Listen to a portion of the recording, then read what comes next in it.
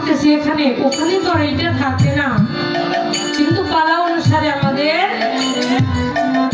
করতে হয়। এই গানের ভাষায় আছে, বলো গুরু কল্পতরু এই নাম দিল কে তোমায়, কি ধন দিলে গুরু সেবা হয়। আপনি এবার বলতে পারেন শিষ্য বালক সেবক ভক্ত, তুমি কি সেবা না দিয়েই ভক্ত হইছ? এখানেই শুধু শেষ হয় না, এই সেবক সেই সেবক না, গুরু আর ভক্তের মধ্যেও কিছু আদান প্রদান করার জিনিস থাকে। এই গানের ভাষায় কবি সেটাই বুঝাইতে চাইছে। দেহের কুণ্ডলে হয় গুরুর আসন। শিশুকালে আমি যে একজন গুরুকে আমি চিনতাম, সেটা হলো যেমন আমার বাবা মা যখন আমাকে যা বুঝাইতো তখন আমি সেটাই বুঝতাম, কিন্তু বড় হওয়ার পরে কিন্তু বিষয়টা অন্যরকম।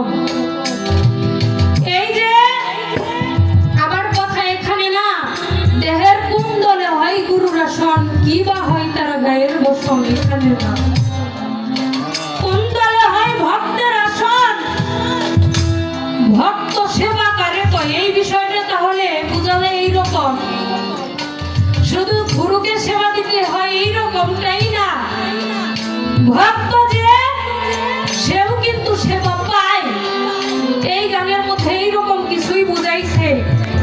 ভক্তের যে সেবা, এই ভক্ত সেবাটা কি, এই সেবাটা কাকে বলে? সনাতন ধর্মের কথা এসেছে, মহাদেবের সেবার করে ধরা দেবী তার ঘরে কিছু ছিল না বিধায় নিজের স্তন কেটে বন্ধক দেয় সেই মুদির ঘরে। এটা আপনারা সকালেই জানেন।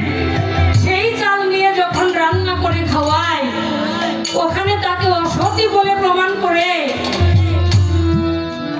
তারপরে এখানে কিন্তু সে নিজের জন্য ভাবলো না, নিজের স্তন কেটে বন্ধক দিয়ে তবু তার গুরুকে সেবা দেওয়ার চেষ্টা করলো। এখানে আবার বলা আছে, ও দয়াল, ভক্ত যে এত বড় বিদ্যা স্বীকার করলো, তারপরেও কিন্তু সে কলঙ্কিত হইল।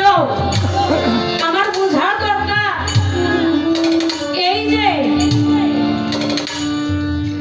এখানে তুমি গুরু যে বন্ধক দেওয়ার কথা আছে, ধরা দেবী যেমন নিজের দেহর এমনি অঙ্গ প্রত্যঙ্গ সরিয়ে ফেললেন, গুরু ভক্তের জন্য কি আমার বস্তু বন্ধক দেয়, সেটা কি বস্তু নাকি অন্য কিছু?